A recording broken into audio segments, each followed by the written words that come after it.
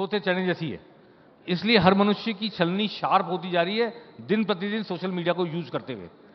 मैं ये कहना चाहता हूं कि तीनों मीडियम रहेंगे अपनी अपनी जगह, क्योंकि मनुष्य के स्वभाव भी अपनी अपनी जगह हैं। हर तरह के लोग हैं दुनिया में, हर वक्त रहेंगे। हमारा समाज हर तरह के माइंडसेट वाले लोगों का समाज है, और भारतीय समाज के लोगों के माइंडसेट भी हर तरह के हैं और वैल्यू सिस्टम भी अलग अलग है। इसलिए सबको डाइजेस्ट करने के लिए एक वर्ग हमेशा रहेगा। अखबार के लिए भी एक वर्ग हमेशा रहेगा, टीवी चैनल के लिए भी एक वर्ग हमेशा रहेगा, और सोशल मीडिया के लिए भी एक वर्ग हमेशा रहेगा। बढ़ता घट सकता है, नई पीढ़ी आ जाएगी तो सोशल मीडिया का वर्ग बढ़ जाएगा, ये हो सकता है। एक बात जो मैं कहना चाहता हूं, वो मेरे जर्नलिस्ट होने के बावजूद कहना बहुत जरूरी है कि आज दर्शक हमको बताते हैं, और मैं भी महसूस करता हूं कि जब टीवी चैनल पर डिबेट होती है तो अधिकांश दर्शक बता देते हैं कि ये एंकर क्या सवाल करेगा। एंकर के बोलने से पहले बता देते हैं आज की तारीख में ये स्थिति है। क्यों संजीव जी, आप सेकंड करेंगे मेरी बात को, कि दर्शक को पता लग गया कि ये फला चैनल का फला एंकर इस एंगल से सवाल करेगा, और इसको तो बोलने देगा और इस पार्टी के आदमी को नहीं बोलने देगा। तो ये जो हमारी ब्रांडिंग हो रही है चैनल्स की, खास तौर पर मैं उसमें नहीं जाता, गोदी मीडिया वगैरह उस बात में नहीं जा रहा, लेकिन मैं खुद भी जब चैनल देखने बैठता हूं तो मुझे लगता है कि अब इसके मुंह से ये सवाल आने वाला है, वो आ जाता है बाय द वे। तो ये दर्शक के सामने हम कटघरे में खड़े हो गए हैं, और कैसे इस अग्नि परीक्षा से हमारे चैनल निकलेंगे, क्योंकि रोज डिबेट हो रही है और 10%, 12%, 15% बातें सुनी जा रही है, बाकी तो हल्ले शोर शराबे में चल जाती है।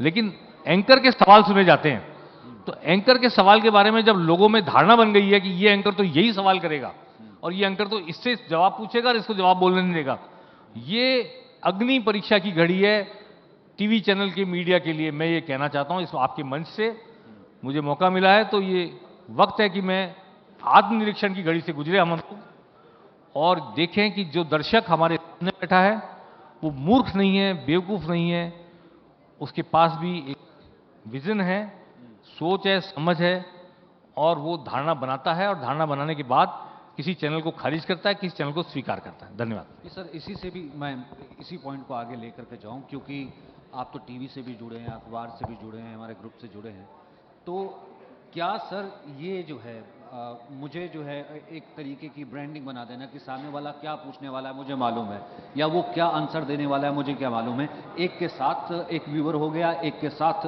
दूसरे वाला व्यूअर हो गया, जिससे हम कहें कि जो इंफॉर्मेशन के बीच की जो धार है वो पता लग गई कि कौन सी वो है। तो क्या इतनी सारी इंफॉर्मेशन से हम जो इंफॉर्मेशन के का जो डिवाइड है जो एक दूसरे ग्रुप के बीच में, यानी कि one group of it could be pro government और एंटी गवर्नमेंट और वाइस वर्सा, हम वो जो वॉर है वो क्या ज़्यादा बढ़ा नहीं रहे हैं? क्या वो ज़्यादा वो एक चीज़ों को बड़ा नहीं कर रही है? इसको हम बदल नहीं सकते। जो जिस पॉलिटिकल आइडियोलॉजी के साथ आप उस पैनलिस्ट को बुला रहे हैं, उसके आका भी कहीं बैठ के देख रहे हैं, उनको भी उसको प्रसन्न रखना है, और अपनी आइडियोलॉजी को आदमी इतनी इजीली डाइल्यूट नहीं करता। लेकिन कुछ लोग आते हैं जो आइडियोलॉजी रखते हुए भी सत्य बोलने से डरते नहीं हैं। आजकल आप प्रमोद कृष्णन जी को देख रहे हैं, अभी सनातन पे कितना जबरदस्त वो बोल रहे हैं, वो पार्टी लाइन से भी अगेंस्ट है, और I.N.D.IA के भी उसके।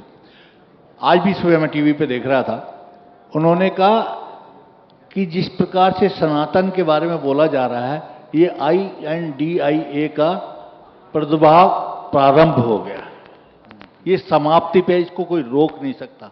अब कांग्रेस के अंदर वर्किंग कमेटी में रहते हुए, इतने करीब परिवार के होते हुए, यदि कोई इस प्रकार का वक्तव्य दे रहा है, तो चाहे वो जिस भी चैनल पर जाए उसको लोग बड़े ध्यान से सुनेंगे कि यार ये निष्पक्ष बोलता है, पार्टी की आइडियोलॉजी रखते हुए भी जो सत्य है असत्य है उसके बारे में बोलता है।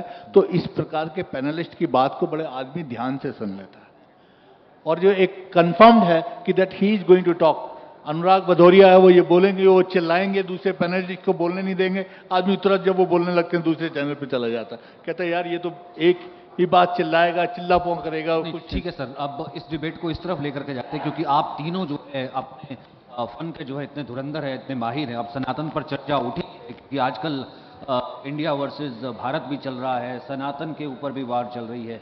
लेकिन लोढ़ा साहब, मैं आपसे जानना चाहूँगा, क्या सच में ये जो बैकलैश, इन्होंने कहा जी क्रेडिबिलिटी वाला, प्रमोद कृष्ण ने अचानक से बिल्कुल साफ कह दिया कि अगर जो सनातन जो है इंडिया को ले डूबेगा, इस तरीके की बातें उन्होंने कह दी। कोई कोड कह रहा है, कोई HIV कह रहा है, कोई कह रहा है कि ये डेंगू है जो है सनातन। उदयराज का जो है बयान जो है सामने आ गया। फिर उसके बाद एक एक व्यक्ति है वो सफाई देता समझ आ रहा है। आपको लगता है कि बहुत बड़ा ब्लंडर हुआ अभी रिसेंट इंडिया में? नहीं, जिस आदमी ने ये बोला है सनातन को लेकर के, मेरे ख्याल से उसको तो समझ ही नहीं थी कि वो क्या बात बोल रहा है।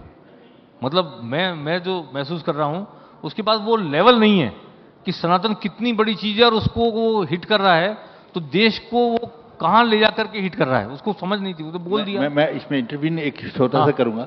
उन्होंने तो कह दिया, हाँ, उदयगिरी हाँ। निधि मारन और उसने स्टालिन ने। ने उसके बाद खड़गे के बेटे पिनय खड़गे भी उसको एंडोर्स कर रहे हैं। उसके बाद कर्नाटक के गृह मंत्री भी उसको एंडोर्स कर रहे हैं। और कल ए राजा ने उसी बात को कह दिया ये तो HIV है। और दिग्विजय सिंह ने भी कहा, और जिस दिन आई थी ये स्टेटमेंट जयराम रमेश ने भी कहा। तो ये क्या लगता नहीं कि ये पूरा, और उधर लल्लन सिंह का स्टेटमेंट देख लीजिए रामायण के बारे में, उधर मौर्य साहब का स्टेटमेंट देख लीजिए इसके अंदर यूपी के अंदर। उधर जब गए थे ये अपना आजकल बाबा जो है बागेश्वर बाबा, दरअसल क्योंकि आज की debate- ये चारों तरफ नहीं, वो नहीं है जो मैं इसकी सनातन के बारे में बात कर रहा मैं हूँ। वही तो कह रहा हूँ डज सर, इट नॉट क्योंकि लुक टू यू? मेरे पास वक्त सर आज के सेशन के लिए दरअसल इतना ही है। आई विश कि मैं और सुन पाता आप लोगों को इस वक्त इस सनातन की चर्चा के ऊपर, इस वक्त क्योंकि ये टॉपिक चल रहा है, और फिर इंडिया भारत पर और सुन पाता, आपकी राजनीति को समझ पाता। लेकिन फिलहाल आप तीनों ने मुझे वक्त दिया, ITV नेटवर्क को वक्त दिया और इस खास चर्चा का हिस्सा बने। बहुत बहुत शुक्रिया सर, Thank बहुत you, sir. जोरदार तालियां सर।